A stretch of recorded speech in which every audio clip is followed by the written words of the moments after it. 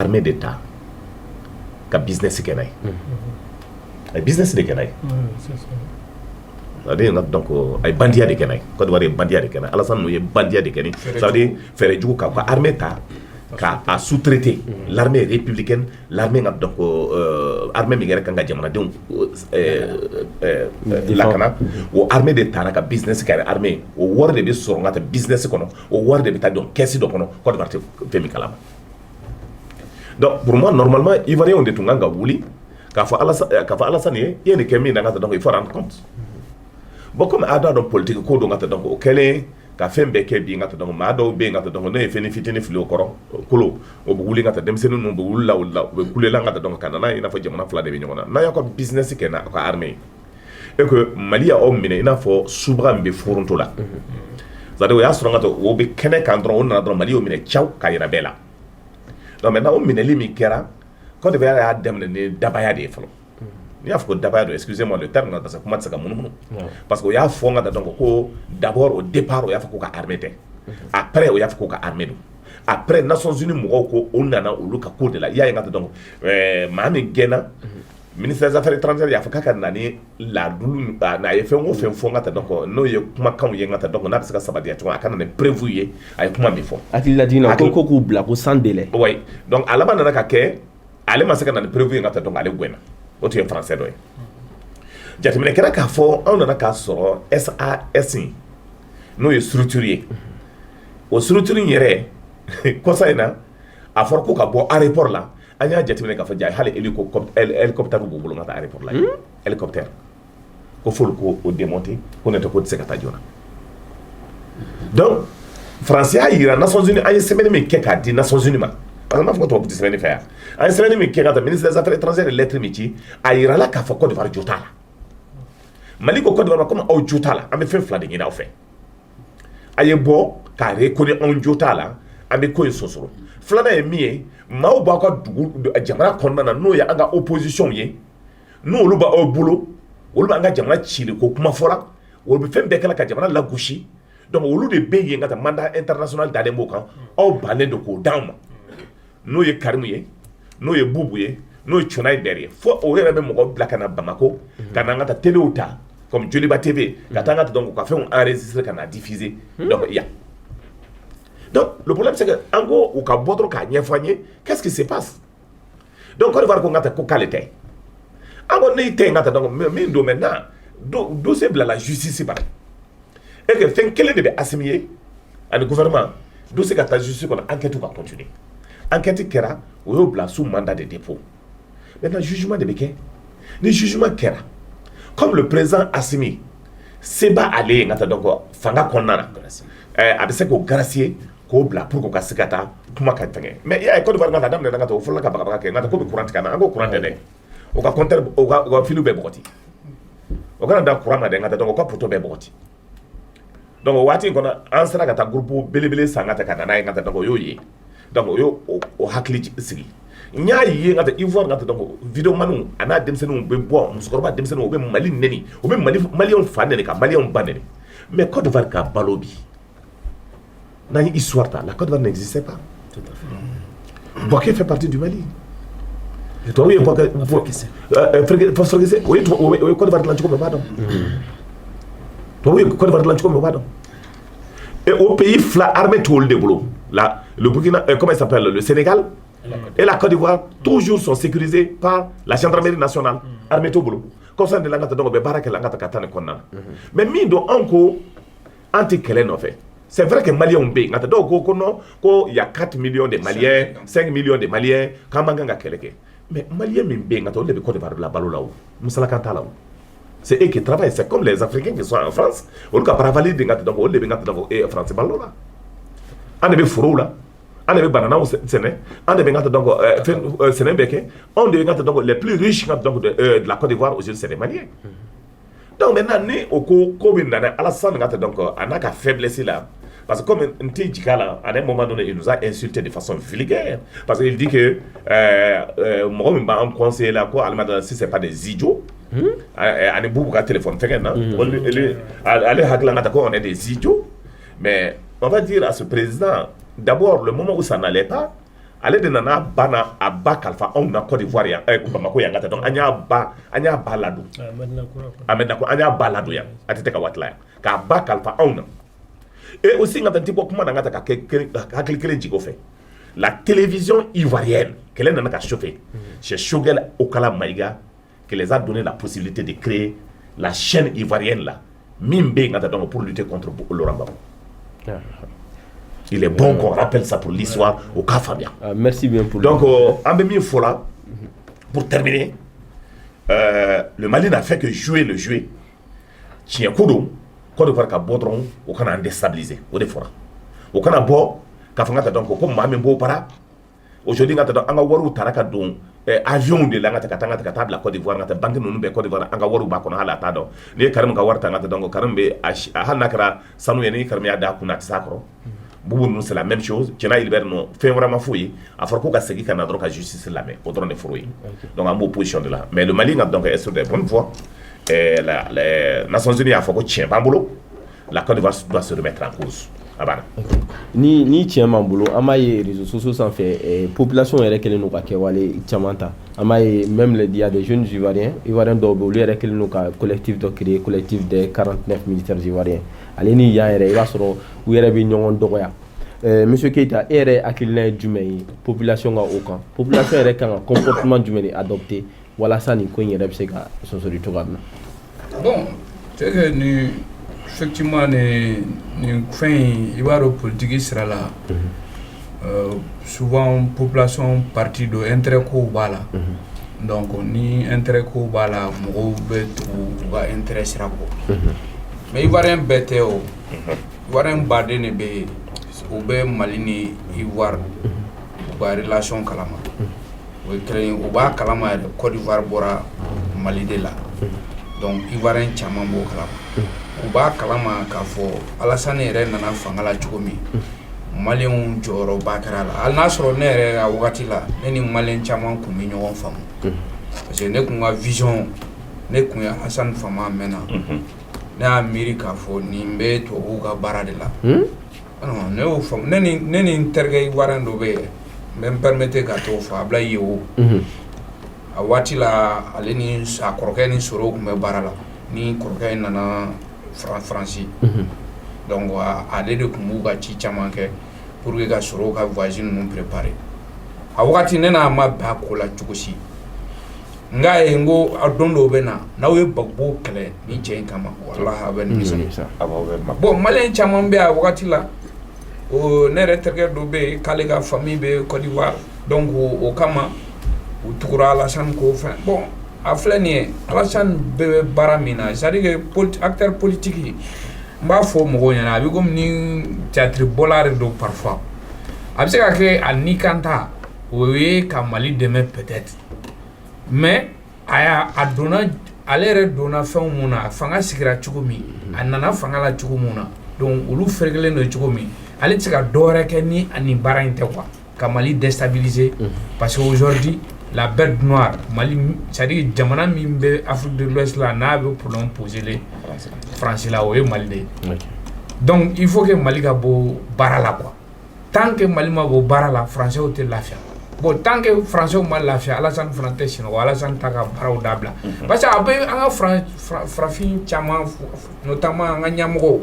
aba chama kumolo la, ni Francis mi demedron,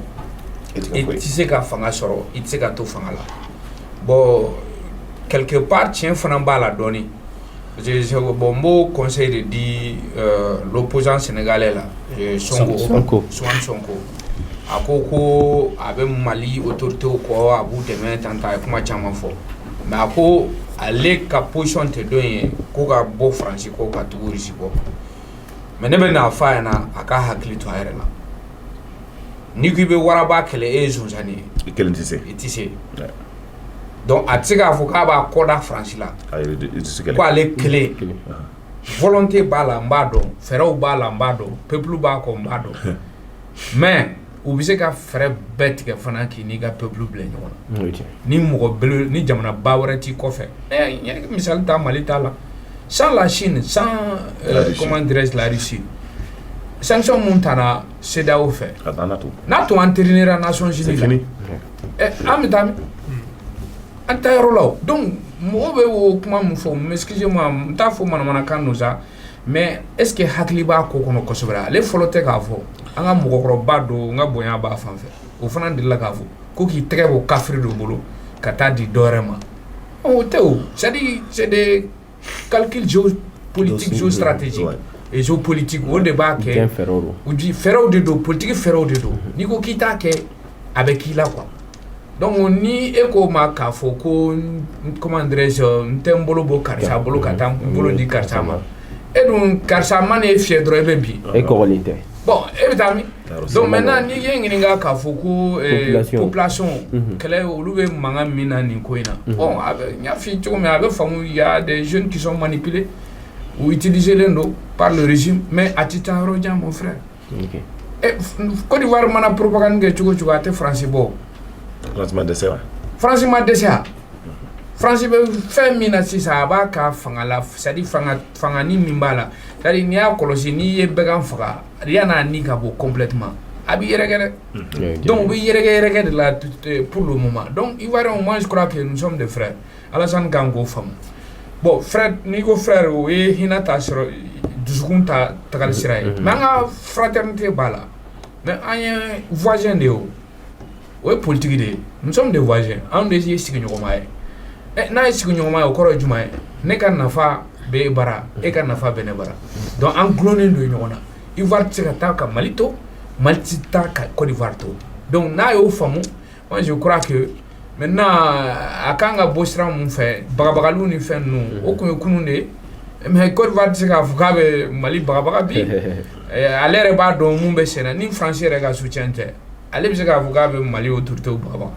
o tɛ se ka kɛ o n'a bɛ jamana fila ni ɲɔgɔn cɛ n kan tɛ jamanadenw ma Ivoire ne ma étude k'a la k'a dɔn k'a fɔ mɔgɔ joli bɛ Ouattara ko nin ko in na mɔgɔ joli t'a ko nin ko in na ne ma étude kɛ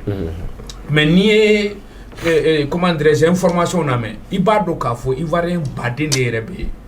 d'ailleurs Maliw ye mɔgɔ mun kɛlɛ kɔrɔlen yɛrɛ Alassane ye kɛ nin o baden de bɛ yen bi Bagbo yɛrɛ ka mɔgɔw ko olu mun tɛ dunan fɛ olu baden de bɛ yen bi mun bɛ kan ka Mali supporter nin ko in na k'a fɔ ko tiɲɛ tɛ u ka jamana ɲɛmɔgɔw bolo donc moi je crois que ni tiɲɛ t'i bolo sigiɲɔgɔnmaw ni ɲɔgɔn cɛ balimamaw ni ɲɔgɔn cɛ bon maintenant an bɛ maliyɛnw gɛn tantan 5 millions de bɛ yen bon o ye peut-être que maliyɛnw mun bɛ hali bi Mali sɛbɛn na o tɛ 5 millions ya mais n'a ye miiri dɔ in fana ma k'a fɔ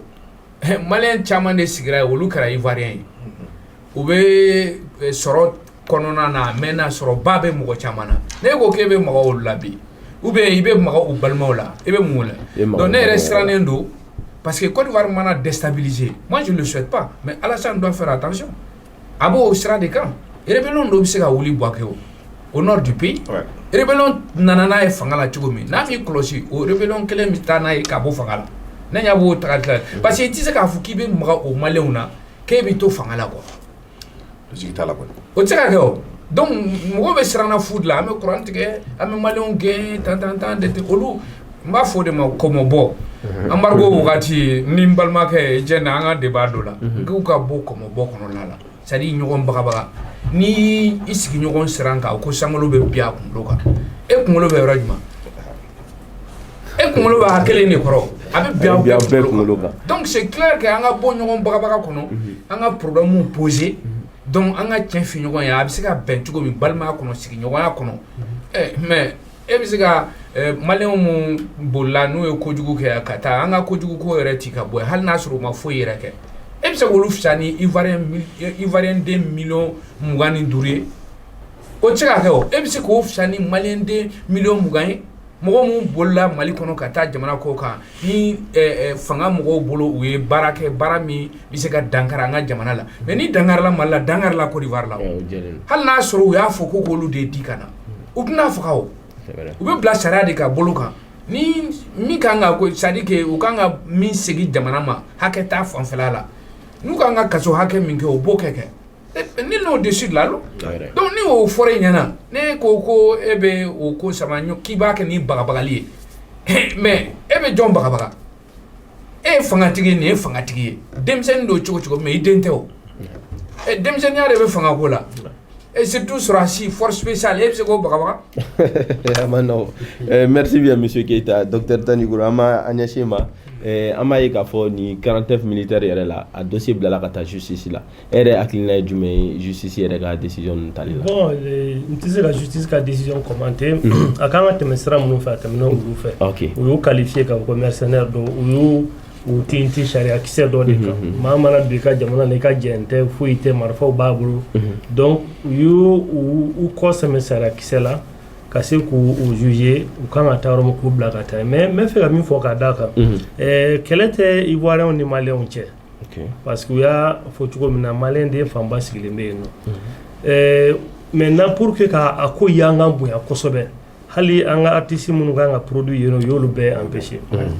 bon mais k'a yirala k'a fɔ ko sɛbɛko tɛ min na mun na n'a tun bɛ u yɛrɛ sɛbɛn u tun bɛ taa port la minɛn minnu n'an b'u ta ka k'u tɛ taa o jɛlen don yɔrɔ m'o kɛ dɛ n'o tɛ u b'u yɛrɛ fɛ yen o ka nɔgɔn n'a ko bɛɛ ye an bɛ wari min n'a don ye dan t'a la ka ca kosɛbɛ donc u ma o kuma si fɔ nin kɔni nin bɛɛ ye mankan fu de ye mais beaucoup ye kuma dɔ fɔ Nations Unies ko tiɲɛ bɛrɛ t'a la parce que an bɛ damakasi sɛbɛn don ne man d'a la k'a bɛ taa yɔrɔ jan c'est-à-dire an bɛ ko kɛ sariya kɔnɔ k'an ka damakasi sɛbɛnw don mais kɔ tɛ sɔrɔ a ko la a kɔni bɛ dan yen ten ne man d'a la k'a fɔ ko ɲɛba bɛ sɔrɔ a la donc o kosɔn jamana min n'a ka girin ye ni marifa b'a bolo sɔrɔ b'a ye bon a bɛ komi o jamana ka sariya b'i ta sanfɛ cogo dɔ la hali n'a sɔrɔ an bɛɛ jɛlen don Nations Unies la donc tiɲɛba t'a ko la fɛn min ye Alassane ko ye tiɲɛ don bibi na Alassane yɛrɛ ka laɲiniba ye min ye ale bɛ se ka bɔ fanga la cogo min hɛrɛ la ne hakili a ka laɲiniba yɛrɛ c'est-à-dire que parce que a bɛna gɛlɛya ka bɔ a la hɛrɛ la ne tɛ koloni fili sisan nka a ka d'a ye ni a bɛ se ka bɔ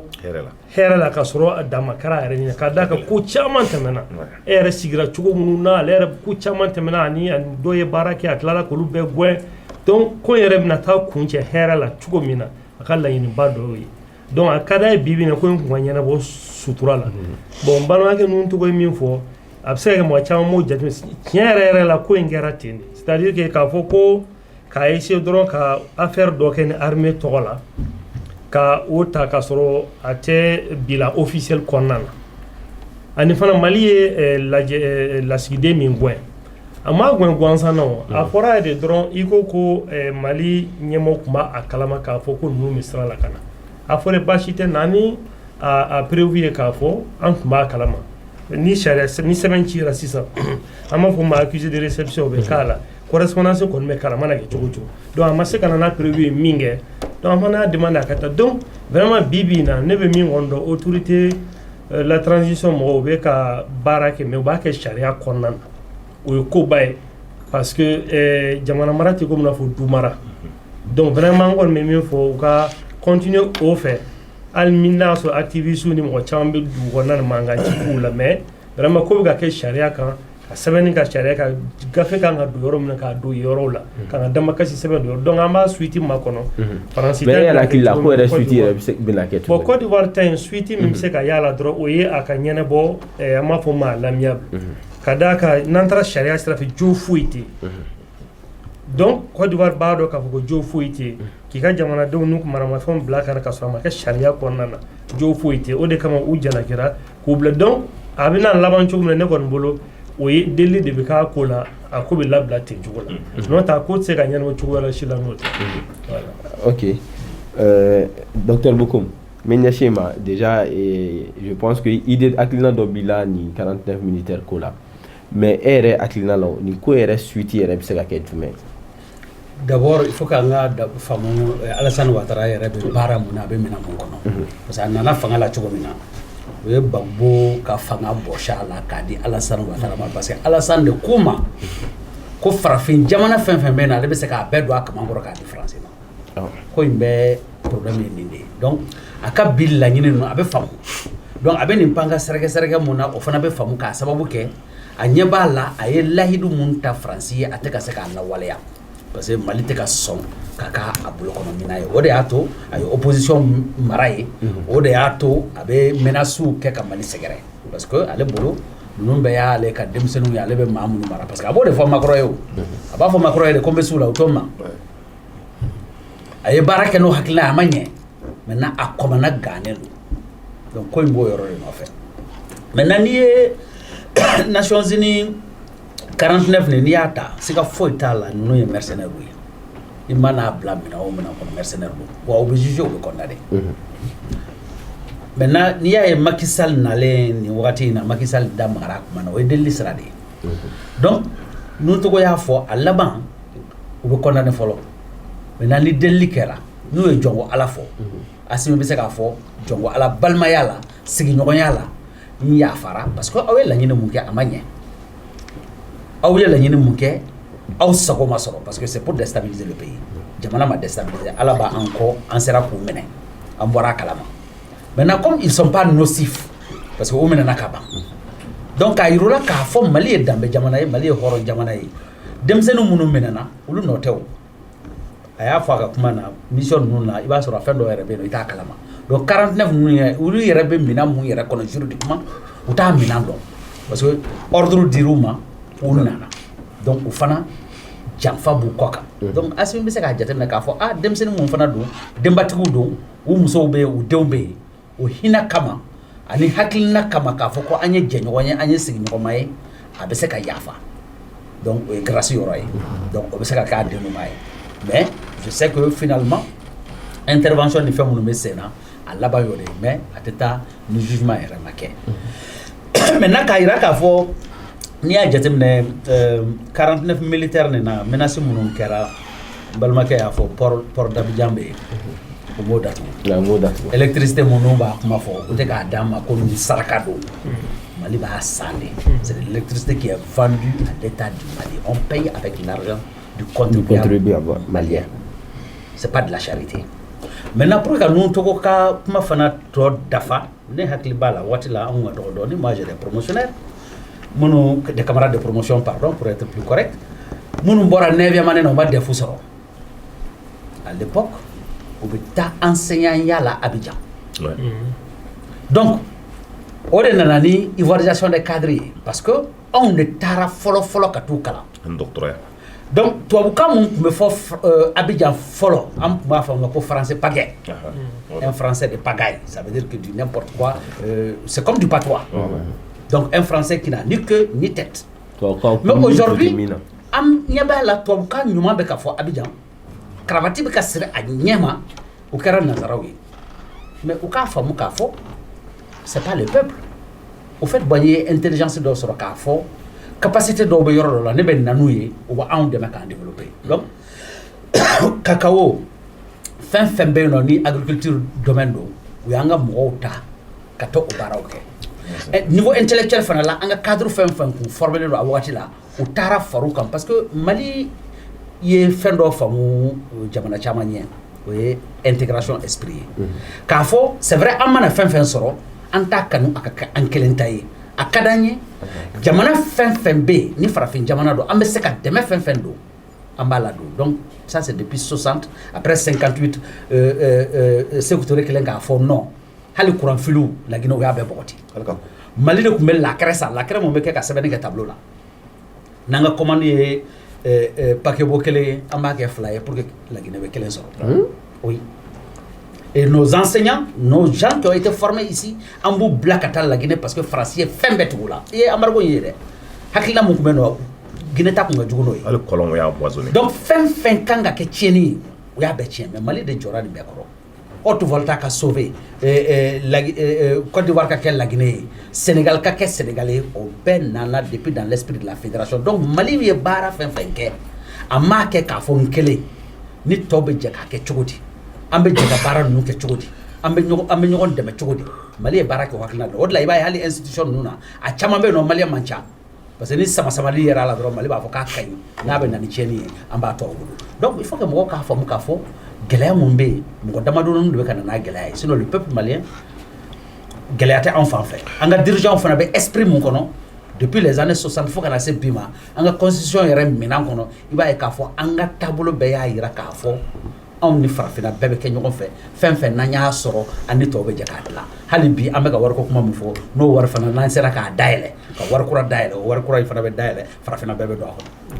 Inté, docteur Bokoum. Je pense que familialiste sur là ni kumaina. o bɛ kɛ sababu an bɛ don an ka babu laban kɔnɔ kɛrɛnkɛrɛnnenya la n'o bɛ tali kɛ bingannikɛlaw yɛrɛ u kɛlen don ka wale min ta ka ɲɛsin an ka finitigilakaw ma an b'a ye k'a fɔ bingannikɛwalew yɛrɛ a cayalen don waati dɔ kɛra u bɛ à chaque moment u b'a essayer ka an ka finitigilakaw yɛrɛ u b'u attaquer ou bien soit u bɛ village kɔnɔ mɔgɔw yɛrɛ u b'olu fana attaquer n'u to e yɛrɛ hakili ye jumɛn ye ni stratégie kura ninnu mun déployelen don bingannikɛwalekɛlaw yɛrɛ fɛ. mais n'i ye jateminɛ kɛ a bɛ dɛsɛ ko fɔ a bɛ dɛsɛ ko fɔ parce que o ye na ni hakilina kura dɔw ye sisan o bɛ kamikazew de ɲini mobili 2-3 ka donc o bɛ bombe k'a kɔnɔ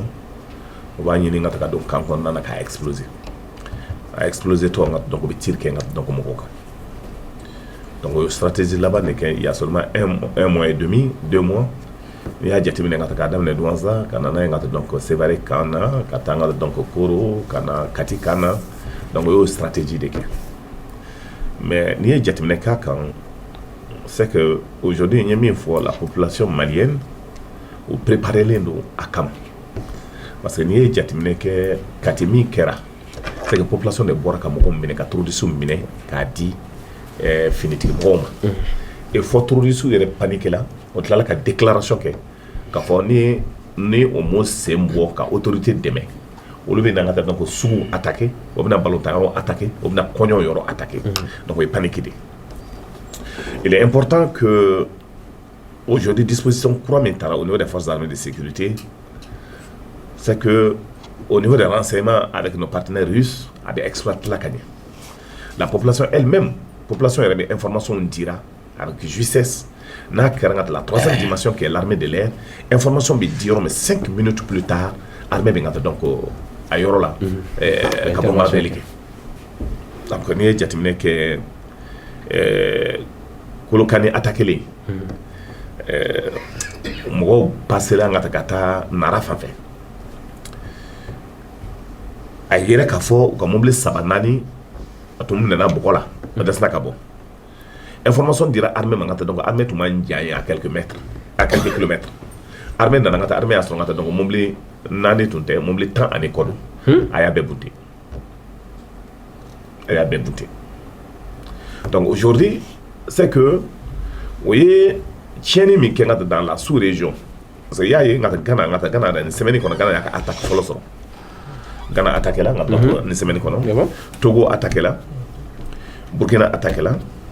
Niger bɛ continuer ka attaquer Côte d'Ivoire attaqué la ni hakili b'a la donc ni situation ninnu baaraw bɛ kɛ la cogo min jusqu'à dans le golfe de Guinée hakilinaw bɛ ka donc baaraw kɛ la mais n'i ye nin bɛɛ jateminɛ ka lajɛ les terroristes la jɔn don hakilinaw na ka taa fɛn bɛɛ b'i yɛrɛ k'a fɔ bi c'est que nasaraw b'a kalama a ka kuma na a ye min fɔ Bandiagara mara la dugutigiw yɛrɛ de b'an wele k'a fɔ k'o y'a mɛn ko avion dɔ jigila yan mais depuis k'u nana ka gɛlɛya ka se yɔrɔ dɔ la Mali ye disposition ta k'a fɔ ka tɛmɛ ko vol foyi tɛ kɛ MINUSMA na ka sɔrɔ k'an t'a kalama o nana ka kɛ mankanba ye i y'a jateminɛ k'a fɔ ka taa donc o y'o kɛ ka taa ale mankan ye Nations Unies na ko il faut que vol bɛ kɛ ka taa ko an ka olu ka bɔ a kan olu bɛ se ka taa ka sɔrɔ ka taa donc an t'a kalama an y'o de fɔ an k'o tɛ se ka taa yɔrɔ si depuis a fɔra k'o tɛ se ka taa yɔrɔ si c'est que fɔlɔ baara ninnu bɛɛ bɛ kɛ n'o tun nana Ibrahim Boubacar Keïta ka san 7 kɔnɔna n'o na u bɛ kan de ci ka taa ka kan ci fo ka sigi ka te min kan kɔnɔ n'i y'o ka image dɔ fo k'o sen ta k'a da an ka siw kan ka siw minɛ ka taa k'a boso cogoya dɔ la ka taa k'a jira ka taa donc pour créer la psychose au sein de l'armée la peur donc psychologique k'a jira k'a fɔ n'an y'aw sɔrɔ an b'aw kɛ ten mais a y'a ye ka taa donc avec nos partenaires russes baara min bɛ kɛ la c'est que n'o nana k'o bɛ taa yɔrɔ yɔrɔ an bɛ bula dɔw la attaquement deli ka kɛ k'o taara 2 jours 72 heures qu'on est armé donc à peu près 60-70 personnes au Djala. Tout récemment, ce qui s'est passé chez moi à Dialassou, donc une semaine plus tard, donc des chefs de village, Onkoro et toutes ces histoires, ils les ont exécutés. Parce que Mindo, Baram Bekela, il faut que les Maliens se donnent la main pour se définir et relever. Parce que Mindo aussi, la population doit comprendre. Ni den terroriste c'est qu'il est parti contre la nation malienne et c'est quand donc terroriste quelqu'un parce que il denu kelen nana ka kenga ta don ni do je o fa no were no fa ye den so den ba fa ni den fa so ngata ba o ba fa a be dabora mun kama ça veut dire anga fondement jamana sigila minka lo anga adamade yare kechoyi i bɛ jateminɛ kɛ baara in bɛ kɛla cogo di kabilaw de bɛ o bɛ kabilaw de kunkolo tigɛ la ça veut dire jamanatigiw dugutigiw alimamiw e taara ka taa banque samara la n ka taa donc c'est chef là en général qu'on tue ou i bɛna sɔrɔ karamɔgɔ ka taa donc a sigilen bɛ n'a ka garibudenw ye o bɛ na ka taa karamɔgɔ kunkolo tigɛ ka taa k'a bila garibudenw ɲɛ na donc silamɛya kuma tɛ fɔ la k'a fɔ fɛn wɛrɛ kuma bɛ fɔ la ka taa donc a ko bɛ silamɛya kuma fɔ la ce n'est pas ça parce que islam kɔnɔ paix et salut sur lui a ma deli k'a fɔ maa si ka taa ma ka kɛlɛ gɛlɛyalen ka taa donc k'a fɔ ka taa donc a ye leadership ta tuma min chrétiens siranna josɔnnaw siranna wo nana ka prophète voir ka taa k'a fɔ a ye nin ko in kɛlɛ bɛ cogo min ka taa an ka cohabitation yɛrɛ bɛ kɛ cogo di a y'i kanto k'a fɔ ni maa o maa sera ninnu filaw ma i tɛ n ka mɔgɔ ye donc ale et pourtant o y'a gosi ka bana o ye n ka taa donc joli bɔ a la a bolila ka taa Médine fɛn caman kɛra mais il a pu faire en sorte que mɔgɔw ka don ɲɔgɔn na ka sɔrɔ fagali ma kɛ mais aujourd'hui qu'est-ce qui se passe dans nos contrées adamaden bɛ wuli ka taa da o b'a da k'a kan tigɛ a ma fɛn kɛ dɛ k'a kan tigɛ ou k'a kɔnɔ fara k'a biɲɛ bɔ donc ko fila don on est devenu malade ça veut dire fa de b'an na on ne sait pas là où on va mais a bɛɛ jɔn de b'a kɛ la c'est que nansaraw bɛ n ka taa donc fɛn in jukɔrɔ la parce que le problème c'est que ne tɛ se k'a dɔn k'a fɔ maliyɛn bɛ se ka kafiriya cogoya dɔ la ou jamana wɛrɛ denw b'a kɔnɔna na k'a fɔ maliyɛn bɛ se ka kariya cogo min kan ka maliyɛn den kantigɛ ten donc bi o de bɛ yen donc tout ce qui se passe l'armée la montée en puissance o bɛ fɛ k'an lagosi aussi k'a yira bɛɛ la ko la montée en puissance de l'armée ko tiɲɛ tɛ faden jugu dɔw bɛ yen n'a y'a fɔ n ka taa k'an ka na o fɔ n'i ka jamana bɛ position